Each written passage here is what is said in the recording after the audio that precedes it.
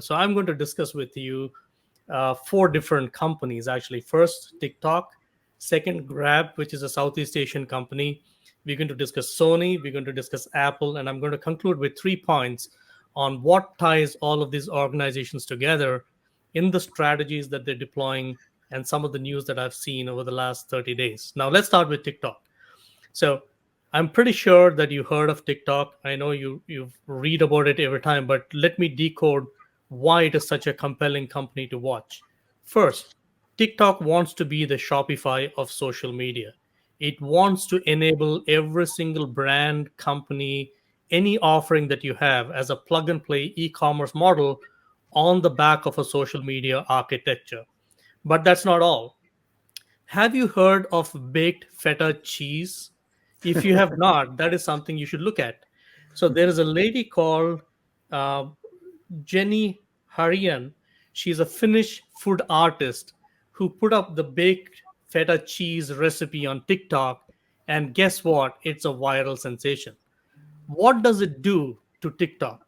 TikTok now wants to open 300 restaurants through the ghost kitchens model, including tie-up with restaurants like Buca di Beppo, where suddenly they will reach roughly about 130 million active TikTok users through 300 restaurants with what they call as a pop-up food culture. Now, let me also share the power of TikTok. They were the most searched used platform, more than Google, for the first time in last year 2021, right? So they are by de facto the most searched used platform on the planet. And and here is an interesting fact. It is the second most effective book selling channel for Barnes and Noble. They are now getting into online education sector. So, what causes a company that goes on a 10-second to 20-second viral video clip to suddenly metamorphosize into a massive digital e commerce play? I'll come back to that.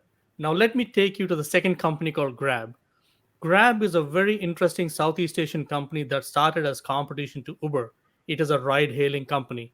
But guess what? They're the first neobank in Singapore with a partnership with Singtel that got them 90% share of a certain segment of customers in Singapore. That's not all.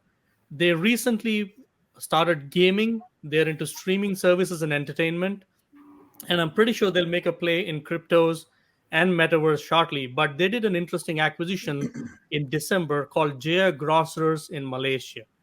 What it allows Grab to do suddenly is integrate the entire value chain between financial services, entertainment, gaming, to grocery delivery, which, by the way, in retail is the holy grail because everybody wants groceries when you want them, not one day later, right? Which is what Amazon has been trying to do with Whole Foods for a long time, not fully successfully. But Grab is a very interesting company that does not actually think like a technology company. In one of the earlier episodes, I think Peter covered something called the race for the super app. Grab is right up there with Venmo, PayPal, and every other company that want to transform themselves as a super app company. And when Grab listed last month, I think on New York Stock Exchange, the entire credo of the CEO on why investors should flock to that company is because they want to be a super app company. Now, I'm going to dial you back to a few years, and many of the young watchers today may not know this. There was a product called Sony Walkman. Sony Walkman used two very archaic set of round-looking cylindrical batteries that you either had to recharge or throw away. It had a headphone, by the way, which had wires in those days, right? But now let me play it out in comparison with Apple.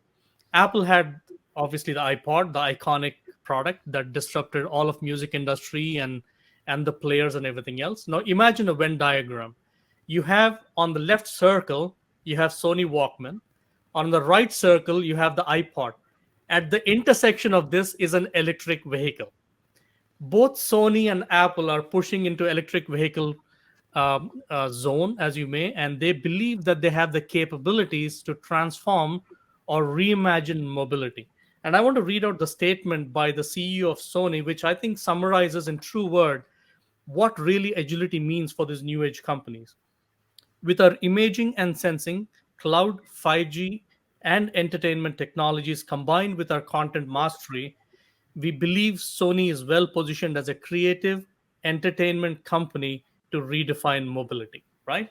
So they're reimagining how you would travel because of a certain set of capabilities that they believe they have, but that allows them to follow their customer wherever the customer goes. And that's exactly what Apple has done with the watch, with the iPods, with the iPads, with the desktops. They've disrupted music, financial services, game development, the way apps are developed and dispersed, and a whole range of sectors, right? My last example, therefore, I bring you to is really about why is a technology company thinking very differently to be almost like what we would call an old fashioned conglomerate. But that's not true. Conglomerates in the past looked at every industry as a single market play. So if I was an automotive industry, that was a company that catered to automotive industry. If I was in, for example, salt, I would be in the food or the salt business. These new age companies do three things very differently. And let me summarize with that. First, they are able to integrate their business model, regardless of the industries they play in, very seamlessly through digital thinking, but they're able to follow their customers without boundaries. Here is an interesting fact. If you book an airline ticket and travel to another city, your travel touches 17 industries, different industries, including insurance. These companies are able to decode that and follow the customer across 17 industries or whatever. That's what is creating value. And that's where the network effect comes in and the platform effect comes in. Second is they build capabilities that are unnatural to them, right? So I would argue that Facebook building metaverse is pretty natural or area of adjacency. These companies don't believe in areas of adjacency. They could pretty much get into pet foods or clinics while they're trying to do, a beverage company. So, and it's very natural to do for them, right? The last one is they want to build a certain degree of leadership capabilities that are not industry centric. This is, Nestle hired somebody from Fresenius, which is a healthcare company. Nike's transformation came from a CEO who came from eBay. So there are the kind of leadership choices they make are also very unnatural to conventional industry thinking. And that is the true definition in how these companies stay agile.